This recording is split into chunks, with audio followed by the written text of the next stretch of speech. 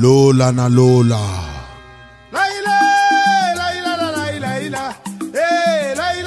Au commencement était la parole. Et la parole était avec Dieu.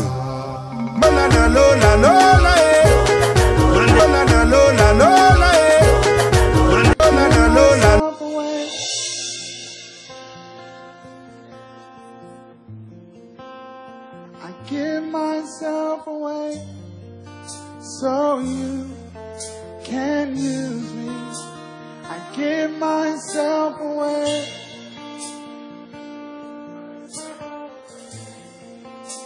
I give myself away so you can. Come on, let him know. I give myself.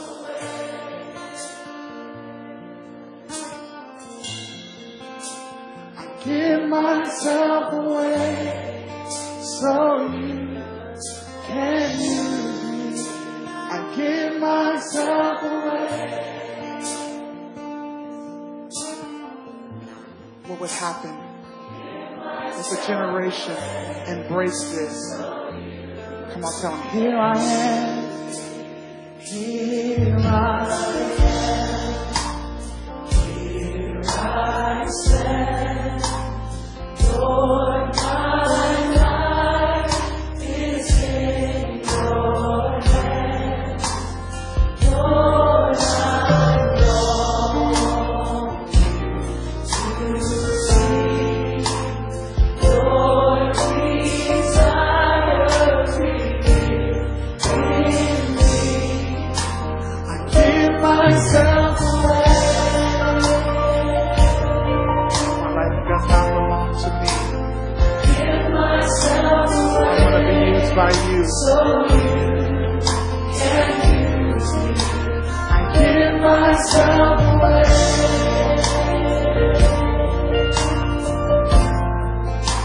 I give myself away. So you. So God, take my heart. Take my heart. Take my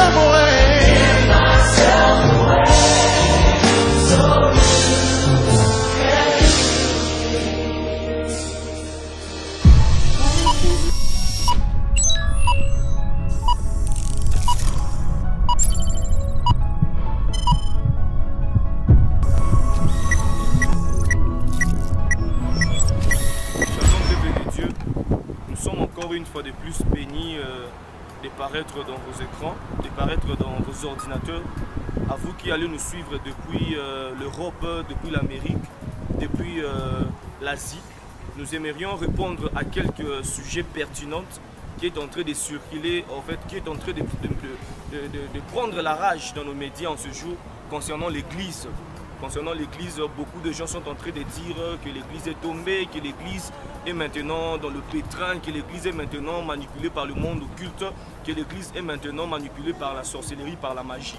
Et alors, avec la petite connaissance que nous avons reçue de Dieu, nous allons répondre à cette question afin de bénir une personne Mais avant tout d'abord, j'aimerais célébrer l'onction qui se repose sur mon père spirituel, le révérend Yves Kalombo depuis Kinshasa. S'il pourra nous suivre, que le Seigneur vous bénisse richement, papa. Nous sommes bénis de ce travail que vous avez abattu sur nous. Et je réalise réellement que j'ai été comme Paul sous les pieds de Gamaliel, afin d'apprendre en ce qui concerne le royaume de Dieu. Mais aussi, je ne peux pas aller si vite sans pourtant honorer l'onction qui se repose sur mon mentor, le révérend Père King Ebe Bamenga, le General Overseer de Good News Messenger in Namibia Windhoek, ainsi que tous les membres de notre assemblée, de notre église à Namibia Windhoek. Je vous salue au nom du Seigneur Jésus-Christ et je bénis toi aussi qui va me suivre. Laisse que la grâce et la paix soient ton partage. Je crois réellement que ces petites questions que nous allons partager ensemble sera pour l'édification du corps de Christ, mais aussi ça sera une bénédiction pour toi qui va me suivre, afin que tu puisses comprendre lorsque nous parlons de l'église, qu'est-ce que l'église. Parce que les gens aujourd'hui sont plongés dans la confusion en n'ayant pas la connaissance de ce qu'est l'église. On est en train de faire des déclarations solides sur les réseaux sociaux. On est en train de faire des déclarations bizarres sur la télé, disant que l'église est tombée, l'église est ceci, l'église est cela. Mais je suis sûr qu'avec la petite grâce que le Seigneur nous a donnée, nous allons partager avec vous, bien-aimés, vous qui allez nous suivre, afin que vous puissiez comprendre qu'est-ce qu'est l'église. Est-ce que l'église peut tomber ou encore l'église peut aller dans le pétrin? Par la grâce du Seigneur, nous allons parler en ce jour de l'église glorieuse. Nous allons lire dans nos Bibles parce que nous sommes en train de faire une exposé biblique. J'aimerais que nous puissions être basés dans les Écritures pour que nous ne puissions pas aller loin. Nous sommes dans le livre de Matthieu 16, verset 14. Nous savons tous que c'est la conversation j'aimerais dire, c'est la conversation entre Simon Pierre et le Seigneur Jésus.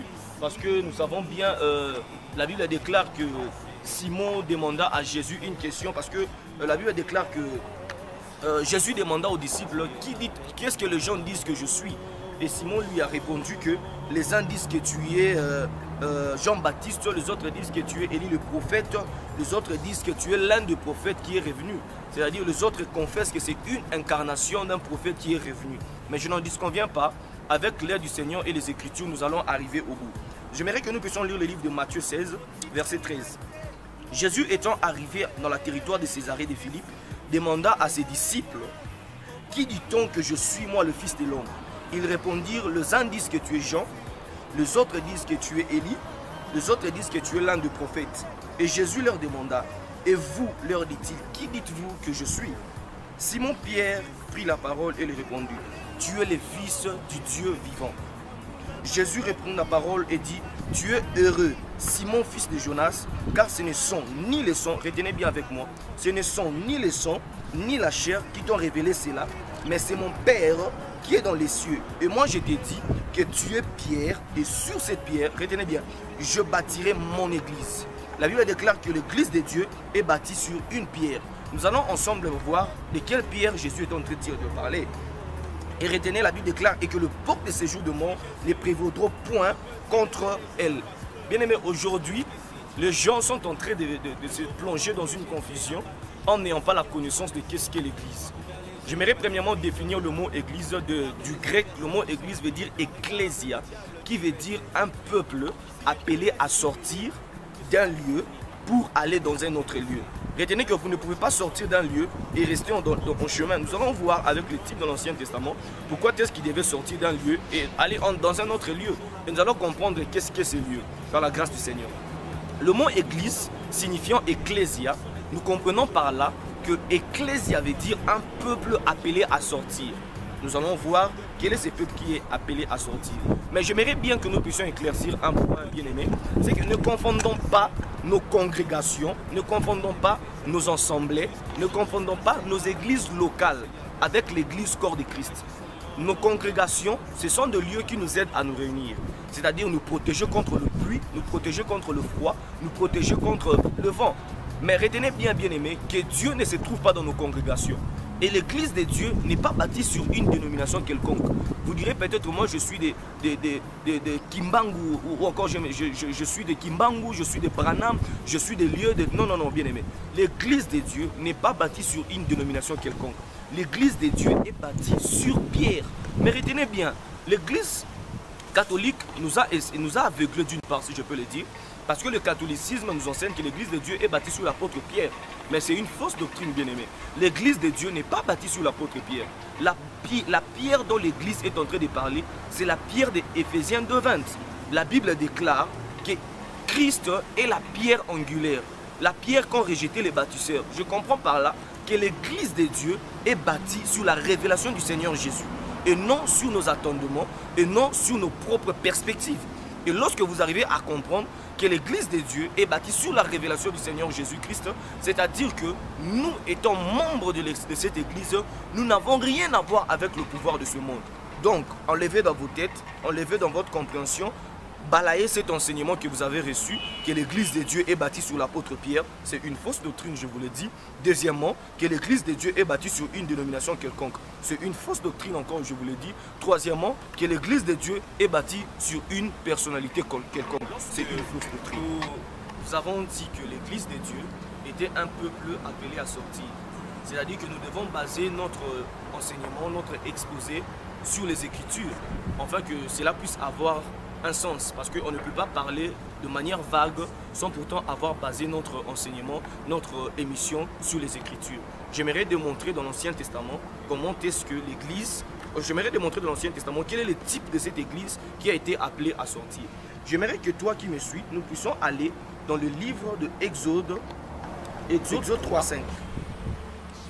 Dieu dit à Moïse, n'approche pas d'ici, ôte tes souliers, car le lieu sur lequel tu te tiens est une terre sainte. Et il ajouta, je suis le Dieu de mon père, de ton père, je m'excuse, d'Abraham, d'Isaac, de Jacob. Mais Moïse cacha les visages car il craignait de regarder Dieu. Parce que dans l'Ancien Testament, lorsque une personne voyait Dieu, il mourait. Ils étaient sous la loi, et à chaque fois qu'une personne rencontrait Dieu sur son chemin, il devait se cacher son visage. Ce n'est pas notre exposé de ce jour. Au verset 8, la Bible déclare, je suis descendu pour délivrer mon peuple de la main des Égyptiens, pour le faire dans ces pays. Un bon pays, un vaste, deux, un pays où coule le lait et le miel, un pays où habitent les Essiens, le Cananéen, les Amoréens et le Phésien et les Jébusien. Les cris d'Israël sont venus jusqu'à moi, et je vis l'oppression que leur font pousser les Égyptiens. Maintenant, je t'envoie auprès d'eux. Tu feras sortir, voyez-vous, tu feras sortir mon peuple, les enfants d'Israël. Avez-vous retenu quelque chose là? La Bible déclare que Dieu dit à Moïse, je t'envoie, mais avec une commission. Cette commission à laquelle je t'envoie, c'est celui d'aller faire sortir mon peuple, de les amener en dehors de l'Égypte, de les amener en dehors d'une autre contrée, de les amener en dehors d'une autre terre. Voyez-vous? Donc Israël était un type de l'église de l'Ancien Testament. Parce que tout ce qui se passe aujourd'hui, il n'y a rien de nouveau. Tout ce qui se passe aujourd'hui a été dans le temps. Et l'Ancien Testament était des types de ce que nous vivons aujourd'hui. Israël étant un peuple appelé à sortir de l'Égypte. Nous voyons par là que l'Égypte c'est le monde. Que l'Égypte c'est le monde et ses plaisirs, le monde et ses passions. Or, Dieu envoie Moïse. Mais retenez-moi bien, bien-aimés, parce que nous sommes en train de parler de l'Église, nous devons avoir un aperçu général. Dieu parle à Moïse et dit à Moïse, j'ai vu la souffrance de mon peuple, je suis descendu. Mais bien aimé, comment est-ce que Dieu est descendu, mais Dieu envoie Moïse? Voyez-vous? C'est-à-dire que Moïse était une expression, Moïse était une représentation palpable de Dieu. C'est-à-dire que Dieu avait tabernaclé dans Moïse, afin d'apporter la délivrance à son peuple. Lorsqu'il s'agit de la délivrance, Dieu n'envoie pas un homme. Lorsqu'il s'agit de la délivrance, Dieu n'envoie pas un prophète. Lorsqu'il s'agit de la délivrance, Dieu n'envoie pas un pasteur. Dieu s'engage lui-même lorsqu'il s'agit de la délivrance de son peuple.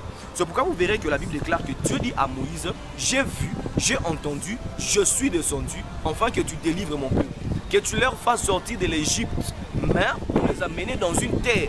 Or, le but de la délivrance, ce n'est pas de te laisser dans le monde. Parce que lorsque tu es délivré et que tu restes dans le monde, le diable peut venir. Alors, continuons dans les Écritures, nous allons voir dans 15:11. Le pays que vous allez posséder est un pays de montagnes et un pays de vallées qui boivent les eaux de la pluie du ciel. C'est un pays dont l'Éternel ton Dieu prend soin. Premier point. Et sur lequel ton Dieu a continuellement les yeux, du commencement jusqu'à la fin. C'est-à-dire que Israël, en quittant l'Égypte, en allant en Canaan, qui est la terre promise que Dieu leur avait promis, Cana était sous la supervision de Dieu lui-même, de Dieu, la vraie église de Dieu, et un peuple appelé à sortir. Nous avons vu son application dans l'Ancien Testament. Et j'aimerais que nous puissions le ramener dans le Nouveau Testament pour avoir une vraie position, un éclaircissement là-dessus. La Bible déclare que Christ, en entrant dans le monde hébreu, il n'a voulu ni sacrifice ni holocauste. Tu m'as formé un corps. Nous allons voir réellement quelle est cette église qui est formée par le corps du Seigneur Jésus-Christ. Or, la Bible déclare qu'en Cana, Dieu seul a les yeux fixés, il a l'autorité, il a le règne. Bien-aimés, nous, les nations, étant Israël spirituel, c'est-à-dire que nous, on a connu le Seigneur Jésus-Christ au travers de la foi. Et Christ étant notre Moïse, il est venu, il a dit que, entrant dans le monde, tu n'as voulu ni sacrifice ni holocauste, tu m'as formé un corps.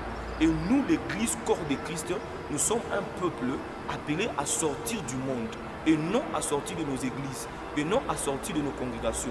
Nous sommes un peuple appelé à sortir du monde, mais pas pour rester dans le monde. Or, Christ, la Bible déclare dans le livre de Jean 11, 52, que ce n'était pas pour les nations seulement, mais c'était pour ramener en un seul corps les enfants de Dieu dispersés. Or, le corps de Christ est une représentation de Cana. Or, si nous avons dit que nous sommes Israël spirituel, c'est-à-dire que le corps de Christ est une représentation de Cana. Nous quittons le monde, nous quittons le péché, nous quittons le monde et ses envies, non pas pour rester dans nos églises, non pas pour rester dans nos congrégations, mais pour entrer dans ce corps qui est le corps mystique du Seigneur Jésus-Christ. C'est voici maintenant l'église dont Pierre en avait eu la révélation, l'église dont Jésus est en train de dire à Pierre que tu es une pierre et je bâtirai mon église. Cette église n'est pas nos congrégations, mais cette église est un type de Cana. Nous sommes bâtis sous la révélation du Seigneur Jésus-Christ.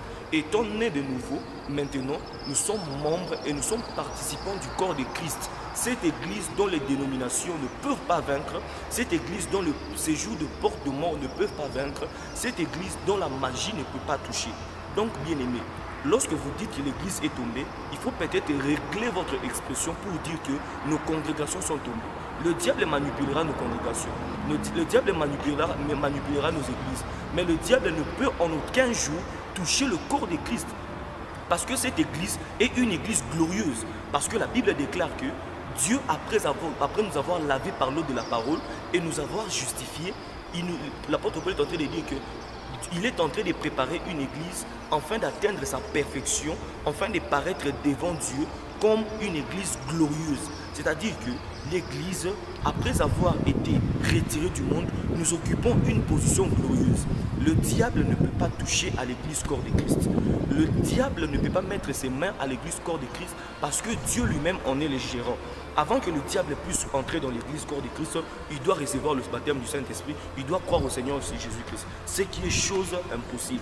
Or, nous remarquons que, étant à Cana, Cana étant notre terre promise, qui est le baptême du Saint-Esprit en étant dans le Seigneur Jésus-Christ, nous avons droit à tout ce temps pour le Seigneur Jésus-Christ. Et une chose, si vous avez une question, n'hésitez pas de nous écrire, nous allons vous répondre. Ceci va paraître un peu bizarre, mais l'église corps de Christ ne passera pas par la tribulation. Nos églises locales passeront par la tribulation. Mais l'épouse corps de Christ est déjà jugée. L'épouse corps de Christ ne passera pas par la tribulation parce que Christ lui-même est mort pour lui afin de l'amener dans une position glorieuse. Or, si nous sommes en Cana, dans Cana, nous mangeons le fruit du pays. Quels sont les fruits du pays? Puisque Cana, c'est le Seigneur Jésus-Christ, il nous a rassemblés dans un seul corps et nous a donné le privilège de bénéficier de tout ce dont pour lequel Jésus-Christ est mort. Dieu a déversé toutes les bénédictions dans l'église, pas dans nos églises locales, mais dans le corps de Christ. Or, la Bible déclare dans le livre de 1 Corinthiens que nous avons tous été baptisés d'un seul esprit pour former un seul corps. C'est-à-dire que tu sois grec, que tu sois juif, que tu sois namibien, que tu sois japonais, si tu es dans ce corps de Christ, tu es mon frère. Je peux aller au Japon, je peux aller en Inde. Si je trouve un fils de Dieu né de nouveau, étant membre du corps de Christ, il est mon frère. Quelle que soit sa race, quelle que soit sa nation, quelle que soit sa peau. Parce que la Bible déclare dans le livre de Jean 11, 52, que ce n'était pas pour la nation, mais c'était pour enfin des rançons. Et j'aimerais vous dire d'abord, ceux qui tomberont, ce sont nos congrégations, ce sont nos églises locales. Mais l'église de Dieu ne tombera jamais. Lorsque vous dites que le diable est entré dans l'église, il faut dire que le diable a envahi une congrégation. Le diable ne peut pas entrer dans le corps mystique de Jésus-Christ parce que Christ lui-même en est la tête. La Bible déclare dans le livre de Colossiens, puisque le mari est le chef de la femme, il en est de même de Christ. C'est-à-dire que Christ est le chef, il est la tête du corps, il est la tête de cette église. Pour que le diable puisse pénétrer dans cette église, il doit toucher la tête. Or, il est impossible que l'occultisme, il est impossible que la magie puisse pénétrer dans cette église. Dieu lui-même a des yeux sur cette église. Donc, l'église corps de Christ ne peut pas tomber. L'église corps de Christ est une église glorieuse. Et nous sommes appelés au ministère afin de perfectionner l'église, afin de leur donner la connaissance du mystère de Christ, afin de leur éclairer au sujet de leur rédemption et de leur salut en Jésus-Christ, afin de te montrer, en étant en Christ, quels sont les privilèges dont tu bénéficies. En étant en Christ, tu es au-dessus de toute puissance des ténèbres. Parce que la Bible déclare que même les portes de séjour de mort ne pourront pas prévaloir contre cette église. C'est-à-dire que le porte de séjour de mort n'a aucun pouvoir sur toi. En étant en Christ, qui est le type de Cana, tu bénéficies de la guérison divine. Parce que la Bible déclare qu'en Cana, nous mangeons le fruit du pays. La guérison, le miracle, la percée, la bénédiction, ce sont les fruits que nous avons en Jésus-Christ. La Bible déclare que cherchez premièrement le royaume des cieux, c'est-à-dire entrez premièrement en Cana et le second sera donné par-dessus. Une fois que tu es dans le Seigneur Jésus-Christ, le bénéfice d'avoir Jésus-Christ dans ta vie, c'est la guérison, c'est la percée, c'est le miracle et c'est l'avancement. Bien-aimés, sortons de nos congrégations, sortons de nos dénominations, sortons de nos églises, rentrons dans le corps mystique de Jésus-Christ. Il n'y a pas la vie dans nos églises locales, il n'y a pas la vie dans nos congrégations. La vie se trouve en Cana, la vie se trouve dans le Seigneur Jésus. Tu peux avoir le logo de ton église, tu peux porter le nom de ton prophète, tu peux porter le nom de ton pasteur, mais si tu n'es pas dans Cana, tu passeras par la tribulation. Or, Jésus-Christ ne reviendra pas pour chercher nos bâtiments. Jésus-Christ reviendra pour chercher un peuple qui est en Cana. Donc, si tu traînes encore dans ton église, bien-aimé, la voie est aujourd'hui. La voie est simple. Pour entrer dans cette église, la Bible déclare que nous avons tous été baptisés d'un seul esprit pour former un seul corps. Le seul moyen pour toi d'entrer dans le corps mystique de Jésus-Christ, où le monde ne peut pas prévaloir contre toi, c'est premièrement en se repentant, deuxièmement en recevant la promesse du Père. La Bible déclare dans le livre de Actes 2:38 qu'après avoir entendu ce discours, le peuple demandeur, que dois-je donc faire afin d'hériter le royaume des cieux? L'apôtre Pierre leur dit, répentez-vous afin que vos péchés soient pardonnés, ainsi vous aurez le don du Saint-Esprit, qui est le droit pour accéder en Cana. Bien-aimés, j'aimerais qu'après cette émission, après cette interview, que vous puissiez arriver à comprendre réellement qu'est-ce qu'est l'Église. Que vous puissiez arriver à comprendre réellement que l'Église ne sont pas nos bâtiments, s'il vous plaît. Si tu restes dans le bâtiment, le Seigneur Jésus-Christ viendra et tu resteras. Mais si tu es dans le corps mystique de Jésus-Christ, qui est cette Église glorieuse, tu iras en enlèvement. En fait, nous sommes appelés, établis ministres de la parole, en ayant été investis dans la puissance, afin de te perfectionner. Car l'Église maintenant, l'Église du temps de la fin, est une Église qui jouit pleinement de l'autorité et de la puissance du Saint-Esprit. Or, après l'œuvre de la croix, nous sommes restaurés dans notre condition initiale. C'est-à-dire que nous avons maintenant le même droit qu'avait Adam. Assujetti, possède, domine et prend le contrôle sur toutes choses. C'est pourquoi j'aimerais t'informer maintenant. Sors de ta congrégation, sors de ton église et viens dans le corps mystique de Jésus-Christ, là où il y a la vie. Dans ton église, on peut te blesser. Dans ton église, ton pasteur peut te faire quelque chose et tu auras mal au cœur. Mais si tu es dans le corps mystique de Jésus-Christ, tu seras en sécurité éternelle. Et étant dans le corps mystique de Jésus-Christ, je ne crains rien. On est le maître. Christ, on a le contrôle sur toutes choses. Christ est celui qui veille. Il a l'autorité, il a la domination sur toutes choses. Et je ne crains rien, je ne crains aucune maladie. Parce que si le porte de séjour de mort ne pourront pas prévaloir contre cette église, à plus forte raison la magie, à plus forte raison l'occultisme. Lorsque vous dites que les sciences occultes sont dans l'église, il faut bien préciser que les sciences occultes sont dans nos bâtiments et non dans le corps mystique de Jésus. Christ en est la tête de son corps, Christ est le chef de son église, Christ est le superviseur de son église. J'aimerais aussi dire une chose, bien aimé. Lorsque il y a un vent qui circule aujourd'hui dans le monde où tout le monde veut être l'évêque, où tout le monde veut régner sur une église, bien aimé, Christ est l'évêque général de son église. Si tu es évêque de tes bâtiments, tu es évêque de ta congrégation. Mais tu ne peux jamais être, on ne peut pas avoir deux chefs dans une même maison. On ne peut pas avoir deux maris dans une même maison.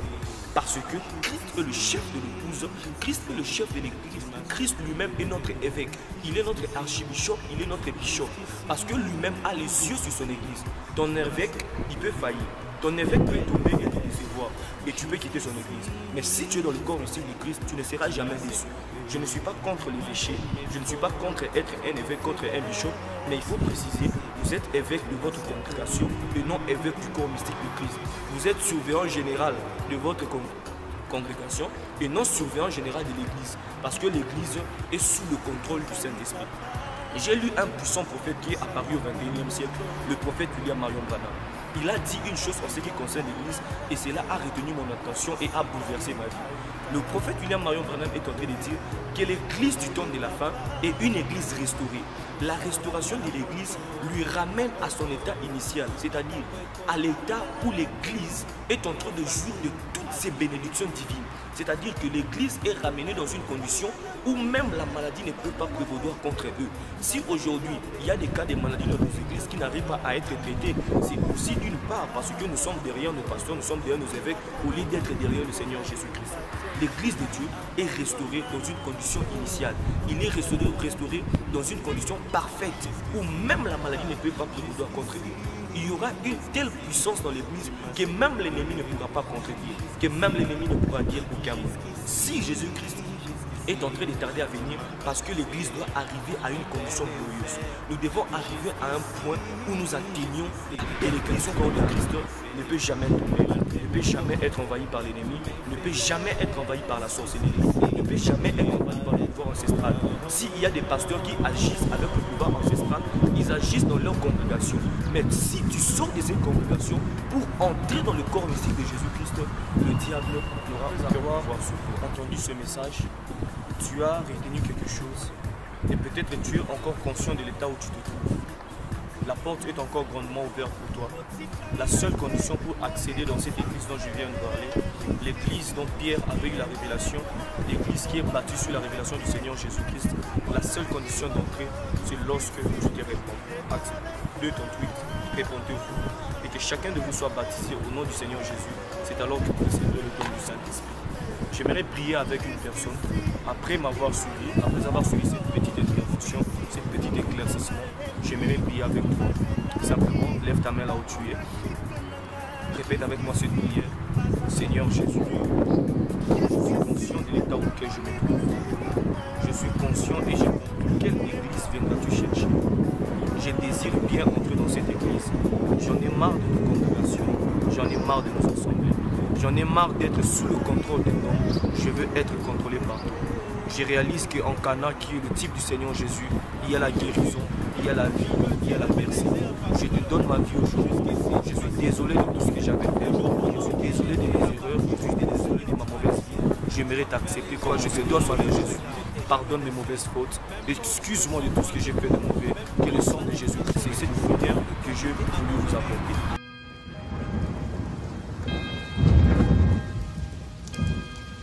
Lola na Lola.